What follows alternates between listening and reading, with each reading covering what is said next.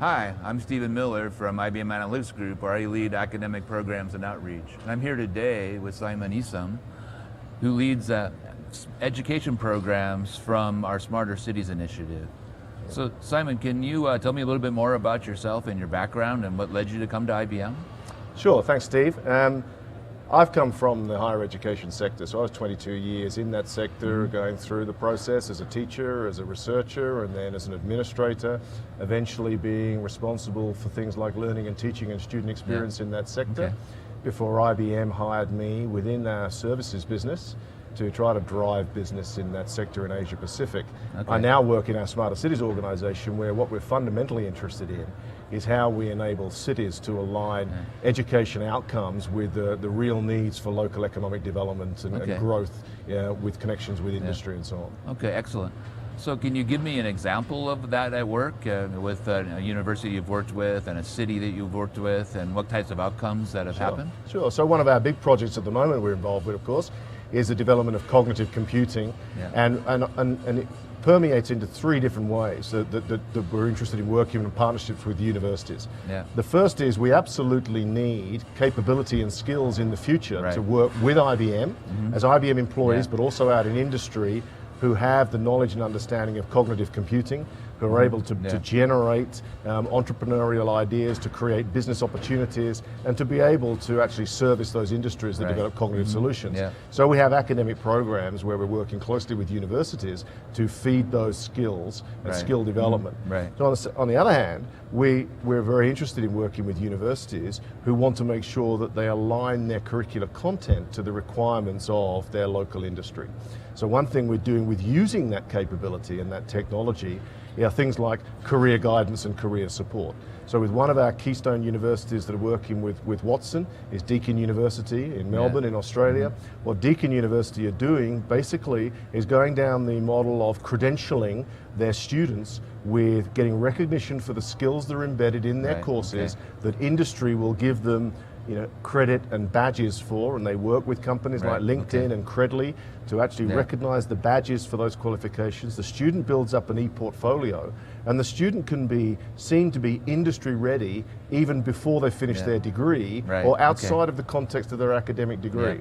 So we're working with those, and then we're working with technology that aligns those students to the job opportunities outside in the market. So a number of different areas we're working with universities is commercial business for IBM, but also generating opportunity for the university and creating economic opportunity in the community.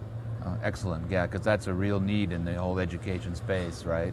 That's right. And we have this whole problem in the US, right, where everyone's freaking out about the cost of education and do I really need a college degree? Where am I going to get these jobs, right? And this type of thinking, I think, can transform all of that.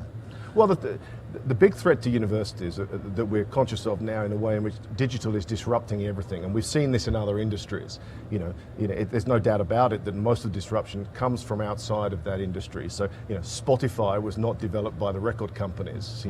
Amazon was not developed by bookshops. And PayPal's not developed by banks. So, what's going to be the equivalent for universities? So, there are a huge amount of venture capital is being plowed every year into the development of alternatives to that traditional model. And most of that is pushed into developing value for money qualifications that don't necessarily require a full 4-year degree program, or even 6 years with postgraduate, or even 9 years of postgraduate.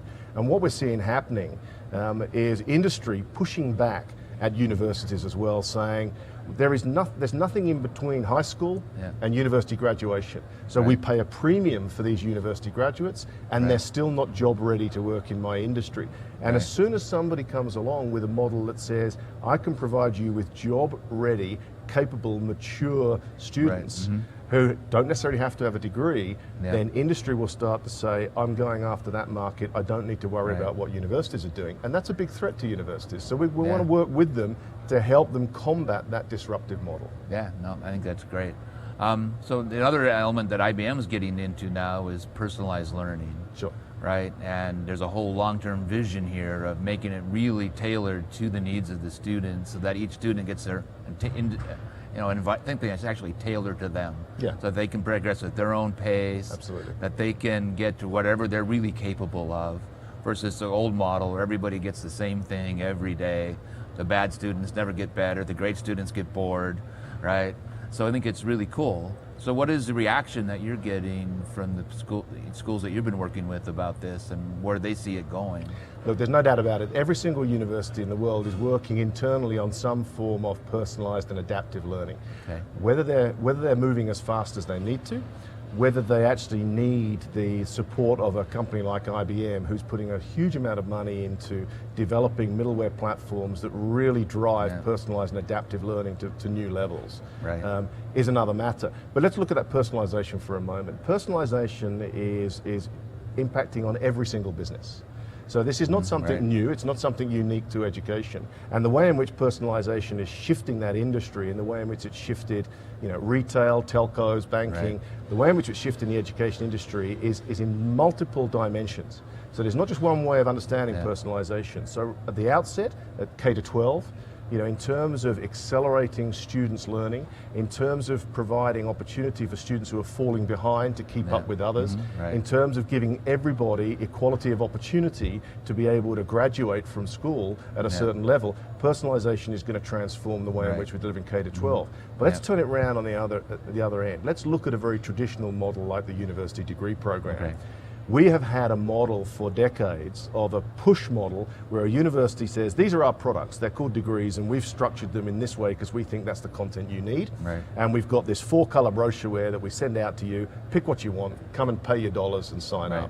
The future, particularly in combination with cognitive technologies that can curate and act as a kind of a librarian around the entirety of a degree content, the entirety of university content, is going to be a student's going to be able to say, what do I want as my experience?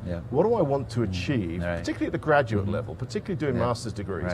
What do I need for me, and what am I prepared to pay for?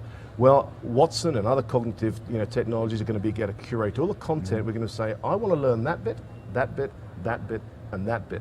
And then Watson says, well, in order to understand that, you really need these prerequisites. And in order to do that, you really need to have a flow on from these areas. We can then create a complete personalized journey through a university content that is no longer tied to degree courses, is no longer tied to academic departments. And then a university can use its analytics to start to do forward planning about what is it our students are doing. We become much more customer focused.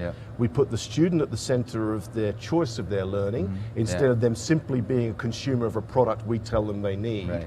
So personalization will permeate everything in education and continue beyond university into the entirety of lifelong learning, where you can dip back into education continuously throughout your career or any change in career, top up your credentials, shift across line of business, shift into another industry without having to go back and do a boxed degree or an MBA or something else, which is expensive and time consuming. Yeah, absolutely. Yeah, so that's really, really interesting. I think that it's great that we can have a conversation today about where this is going, and I really want to thank you for your time, and I look forward to spending more time with you in the future. My pleasure, Steve. Thanks for having me.